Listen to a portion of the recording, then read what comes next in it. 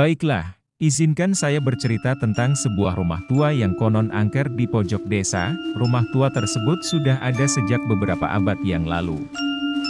Dibangun oleh salah satu keluarga desa yang terkenal pada saat itu. Rumah menjadi saksi bisu berbagai peristiwa yang terjadi di desa, baik suka maupun duka. Menurut cerita turun-temurun, rumah tersebut pernah dihuni oleh seorang janda kaya raya bernama Nyonya Pertiwi. Ia dikenal angkuh dan angkuh terhadap tetangganya. Suatu malam, ketika sedang tidur, Bu Pertiwi meninggal dunia secara mengenaskan dan misterius. Sejak saat itu, arwahnya konon menghantui rumah tersebut. Banyak warga desa yang mengaku pernah melihat bayangan seorang wanita mengenakan gaun panjang di jendela rumah pada malam hari. Beberapa orang juga mendengar isak tangis memilukan yang datang dari rumah kosong tersebut. Oleh karena itu, rumah tua di pojok desa ini disebut angker. Meski hanya cerita turun-temurun, namun cerita ini membuat banyak orang enggan melanjutkan membacanya. Masuk sendirian. Rumah berhantu tua. Hingga saat ini, rumah hantu tersebut masih berdiri kokoh meski sudah mulai menua dan terkesan semakin menakutkan. Saya lanjutkan ceritanya dengan bercerita lebih jauh tentang pengalaman Pak Mamat bertani di dekat rumah hantu tersebut.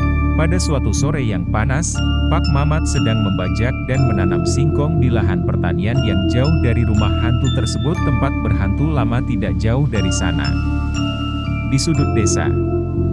Saat tangannya dengan cekatan menjejalkan bibit singkong ke dalam lubang tanam, tiba-tiba ia mendengar isak tangis seorang wanita yang memilukan. Pak Mamat berhenti bekerja sejenak dan melatih pendengarannya.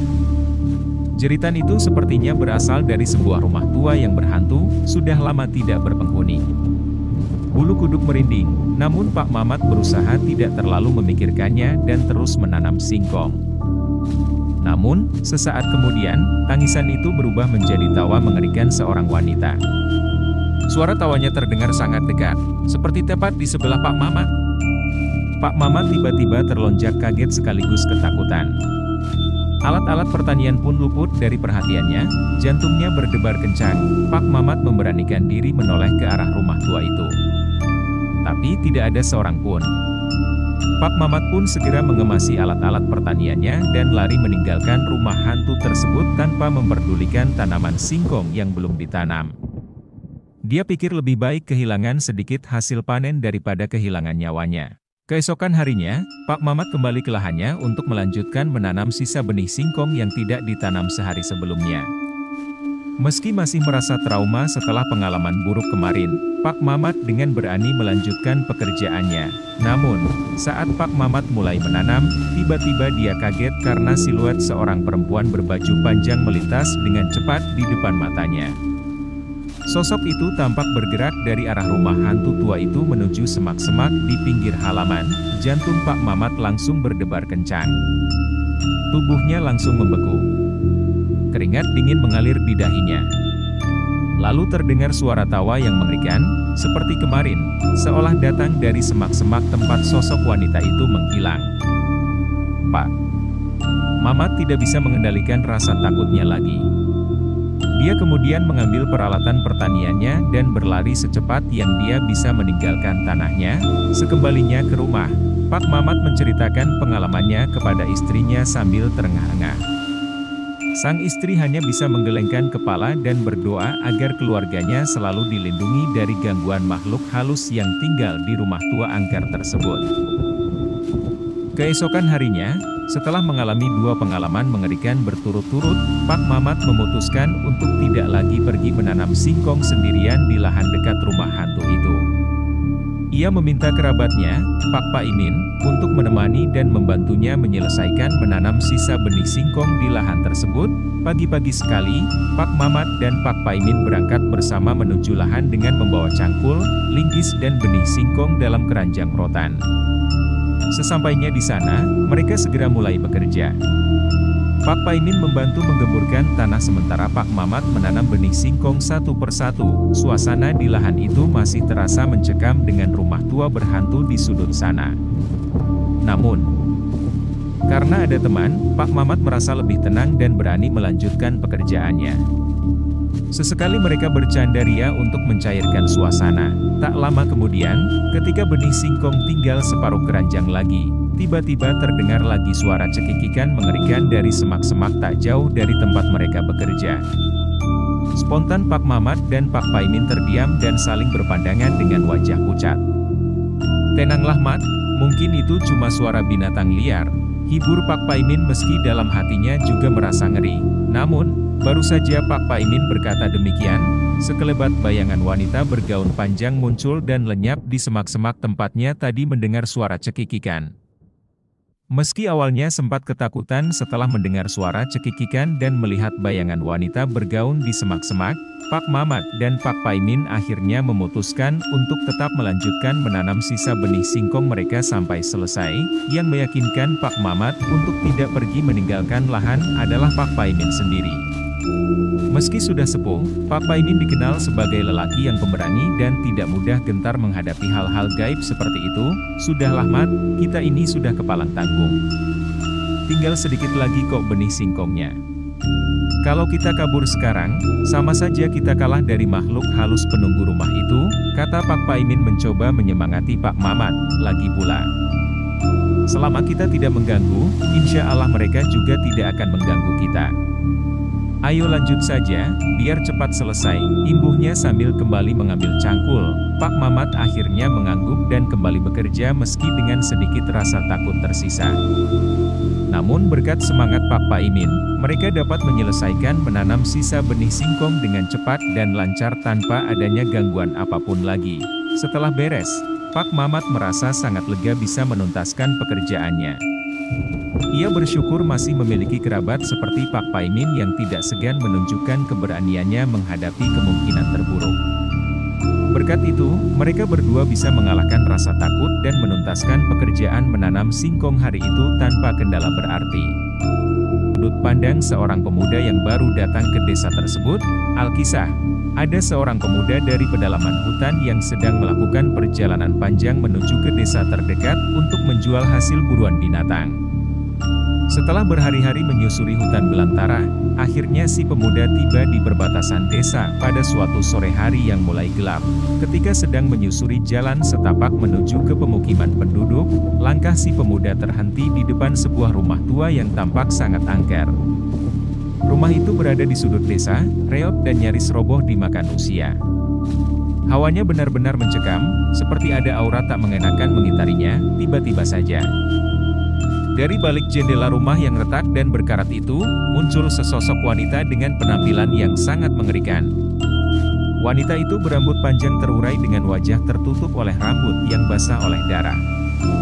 Sepasang matanya yang tajam menatap lurus ke arah si pemuda dan teman-temannya yang juga ada di sana. Si pemuda dan rombongannya sontak terkesiap ngeri melihat penampakan mengerikan itu. Mereka gemetar ketakutan, tubuh membeku seketika tak mampu bergerak sedikit pun.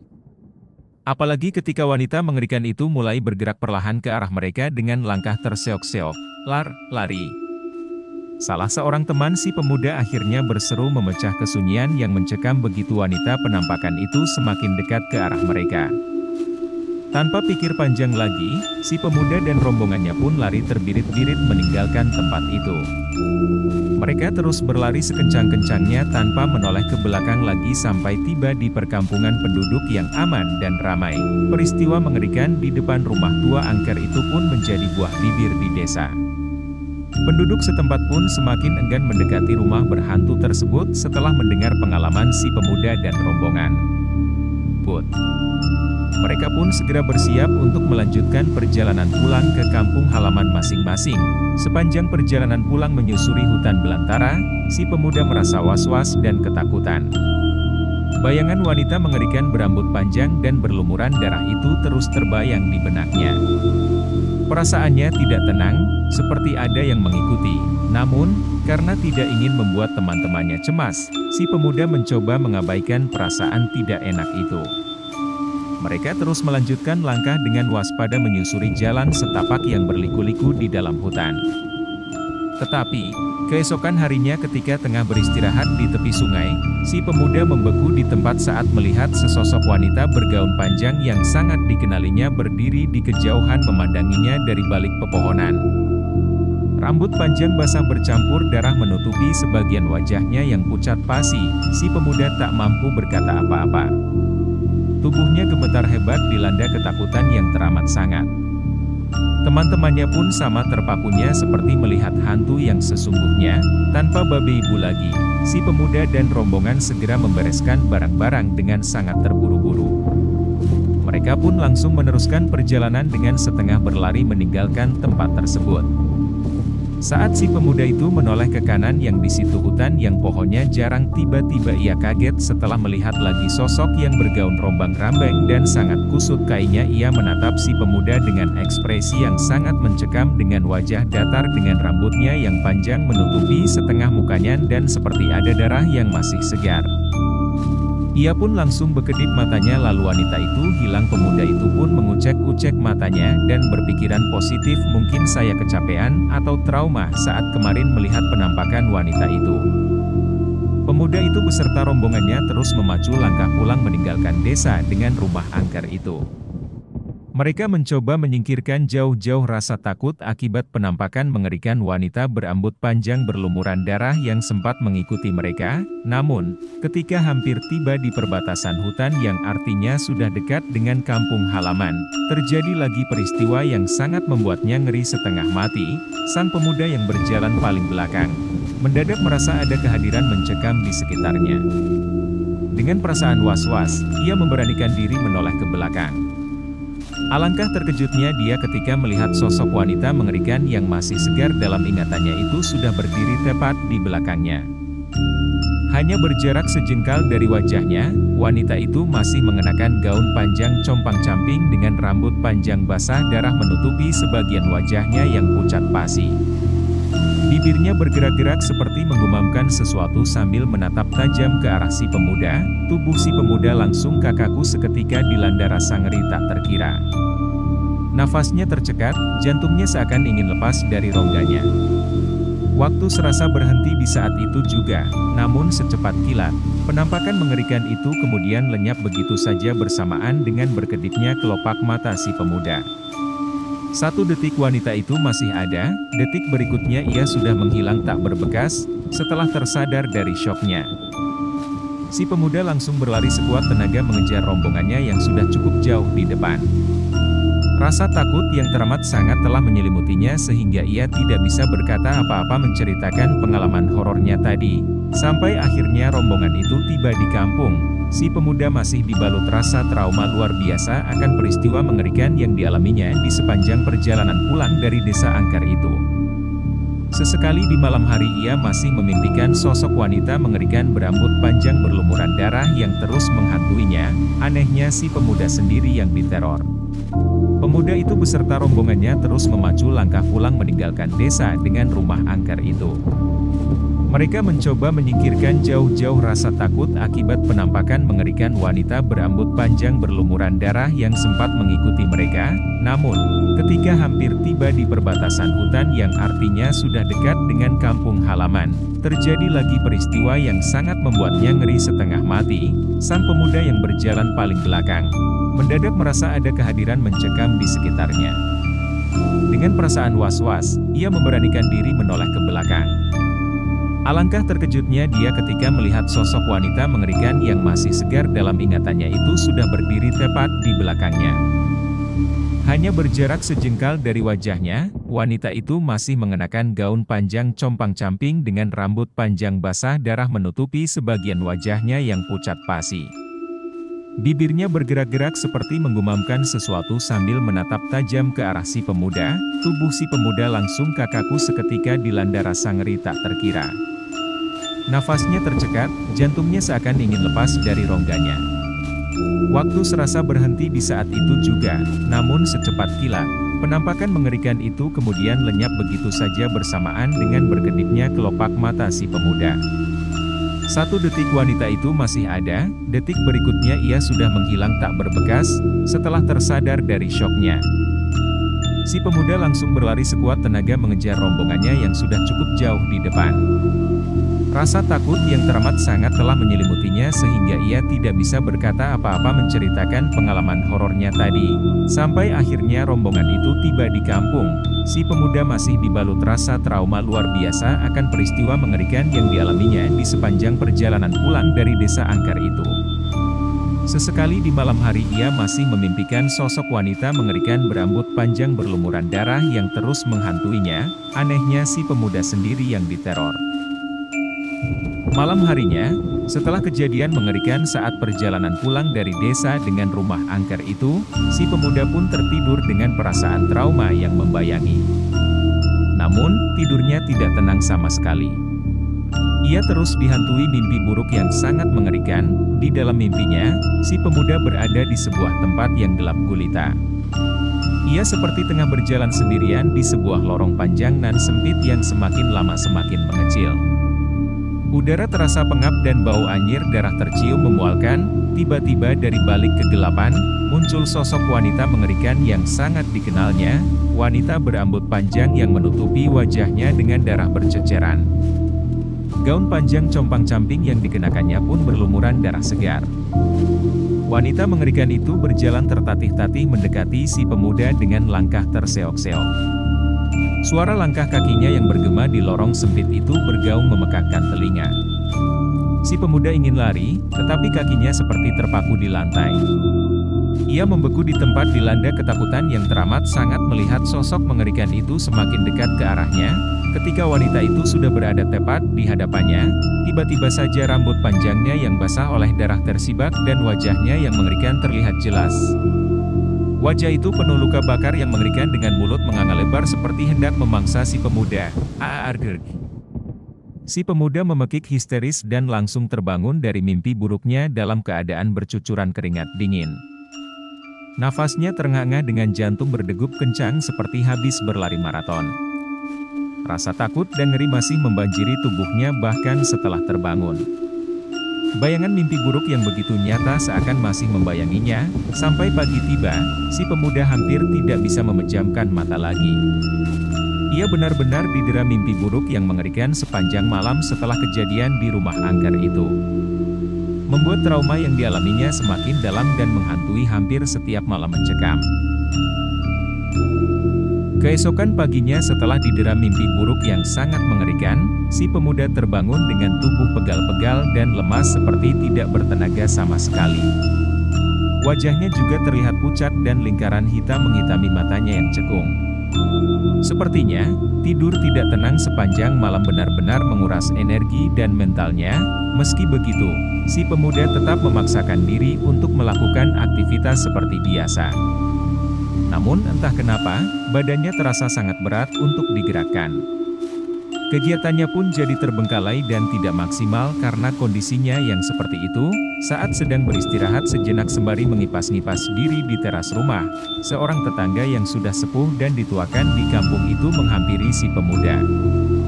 Sang tetangga menatapnya dengan pandangan prihatin. "Sepertinya kamu sedang ketempelan dan diikuti sesuatu yang tidak baik," kata si tetangga tua dengan nada serius. Si pemuda langsung terkejut mendengar perkataan tetangganya itu. Pikirannya langsung melayang pada insiden mengerikan saat bertemu penampakan wanita berambut panjang berlumuran darah di desa angker tempo hari. Maksud paman?" tanya si pemuda tergagap.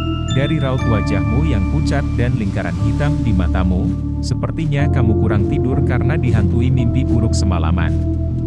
Itu pertanda kalau kamu sedang diikuti dan diganggu oleh makhluk halus jahat," jelas sang tetangga tua dengan raut wajah serius. Si pemuda kemudian menceritakan semua pengalamannya. Baik insiden di rumah angker hingga mimpi buruknya yang begitu mengerikan, sang tetangga tua mengangguk-angguk paham setelah mendengar cerita si pemuda. "Seperti dugaanku, kamu telah diganggu oleh roh jahat penunggu rumah hantu itu.